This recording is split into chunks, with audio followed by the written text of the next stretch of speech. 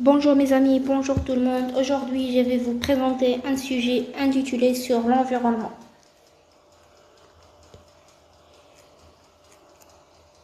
On va découvrir le sommaire maintenant. Premièrement, c'est quoi l'environnement? On va définir l'environnement. Deuxièmement, que puis-je faire pour protéger l'environnement? Troisièmement, les énergies renouvelables. Quatrièmement, les menaces à l'environnement.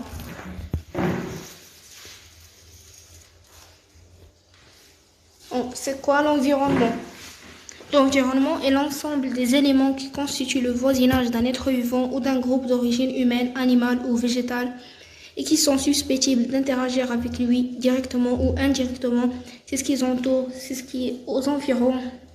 Depuis les années 1970, le terme environ est utilisé pour désigner le contexte écologique global, c'est-à-dire l'ensemble des conditions physiques, chimiques, biologiques, climatiques et géographiques et culturelles, au sein desquelles se développent les organismes vivants, et les êtres humains en particulier. L'environnement inclut donc l'air, la terre, l'eau, les ressources naturelles, la flore, la faune, les hommes et leurs interactions sociales. Deuxièmement, que puis-je faire pour protéger l'environnement? Il y a une multitude de petits gestes que chacun de nous peut poser à la maison chaque jour. Pour contribuer à protéger l'environnement, voici une liste de suggestions qui vous aideront à participer activement à cette tâche.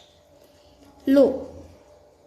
L'eau est une ressource précieuse. Pour réduire votre consommation d'eau, vous pouvez fermer le robinet pendant que vous vous brossez les dents ou que vous vous lavez les mains.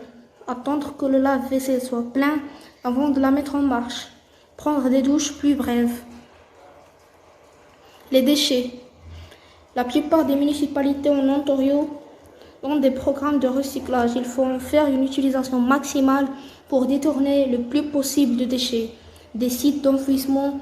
Il y a aussi d'autres moyens de réduire la quantité de déchets que vous produisez. En voici quelques-uns.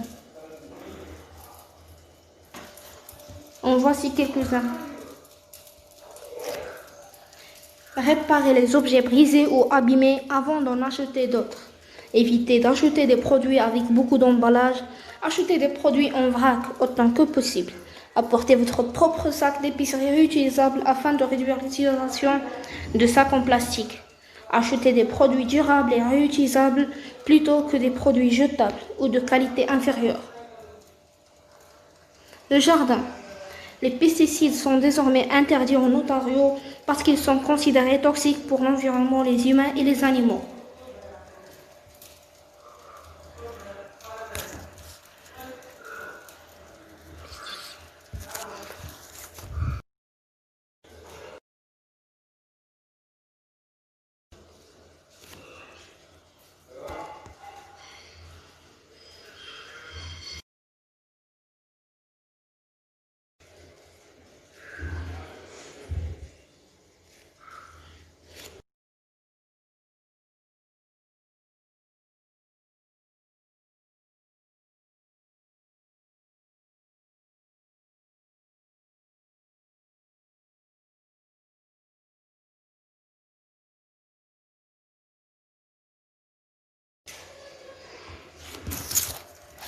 On termine notre présentation.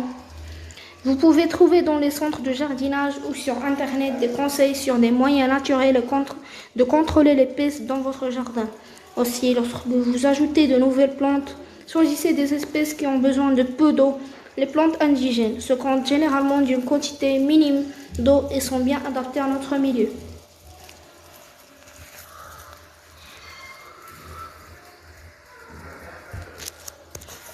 Une plante indigène n'a pas besoin de la main de l'homme pour se développer. Une plante indigène, par définition, est une plante qui était déjà là, soit une plante sauvage, une fleur, un arbre ou un arbuste qui a poussé naturellement dans un milieu donné et qui s'est développé. Voici quelques images de plantes indigènes.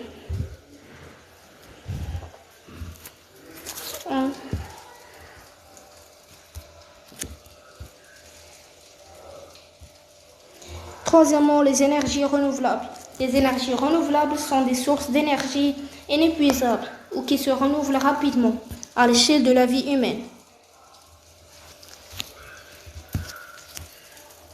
Il existe plusieurs énergies renouvelables, l'énergie solaire, l'énergie éolienne, l'énergie marine, les énergies marines, l'énergie hydraulique, etc. L'énergie solaire. On voit des panneaux solaires d'énergie. L'énergie éolienne. On observe qu'il y a des éoliennes. Les énergies marines. Des éoliennes dans la mer. L'énergie hydraulique.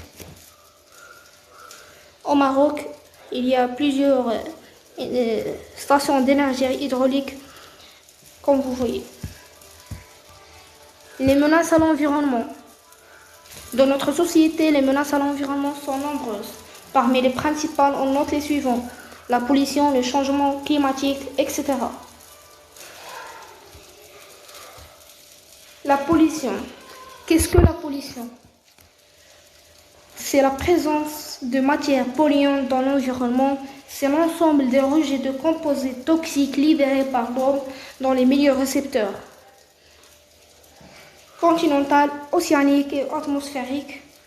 Certaines substances libérées sont d'origine naturelle mais présentent un danger pour les organismes et perturbent l'équilibre général de l'environnement. Il y a plusieurs sortes de la pollution. Les plus importantes sont la pollution de l'air, la pollution de l'eau et la pollution des sols. La pollution de l'air. Elle est due principalement à l'activité humaine, gaz d'échappement des véhicules et production industrielle, fumée des cheminées. Elle peut aussi être causée par des produits chimiques qu'on trouve dans les peintures, les meubles et les nettoyants ménagers qu'on utilise dans les maisons.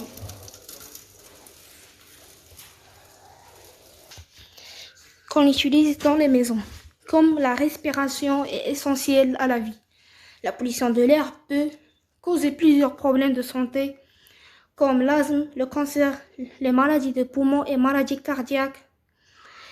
Ces problèmes touchent surtout les enfants et les personnes âgées. Par exemple, quand l'air respiré devient plus pollué, la santé des personnes tend habituellement à s'aggraver, quoique l'étendue et les mécanismes de cette aggravation puissent varier. La pollution de l'eau. Elle a plusieurs origines. Elle peut tout d'abord être causée par les entreprises. La pollution qui pour économiser de l'argent, préfèrent jeter leurs déchets dans les cours d'eau. Plutôt que de les traiter, elle peut également être due à l'agriculture.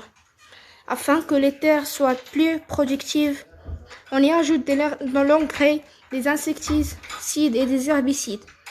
Pour toutes sortes de raisons, dans la pluie, une grande partie de ces produits se retrouve dans les cours d'eau. Enfin, l'eau peut être polluée par les eaux usées, qui ne sont pas traitées correctement. Il faut se rappeler que toute l'eau qui passe dans les égouts de grandes villes ou qui sont jetées dans les rues finit dans les fleuves et les rivières. Comme l'eau est essentielle à la vie, il est important qu'elle soit la plus propre possible. Par exemple, l'eau sale est une des raisons majeures de la diarrhée, qui cause de la mort chez les enfants des pauvres.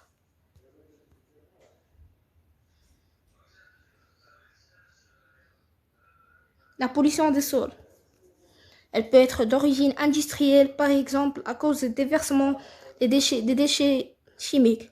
Elle peut également être due à l'utilisation des autos et des camions. Par exemple, le terrain d'une station d'essence est toujours contaminé.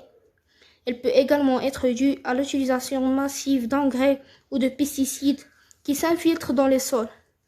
Comme une grande partie de la nourriture pousse dans la terre, il faut tout faire pour que les sols ne soient pas contaminés. L'impact de la pollution sur notre santé.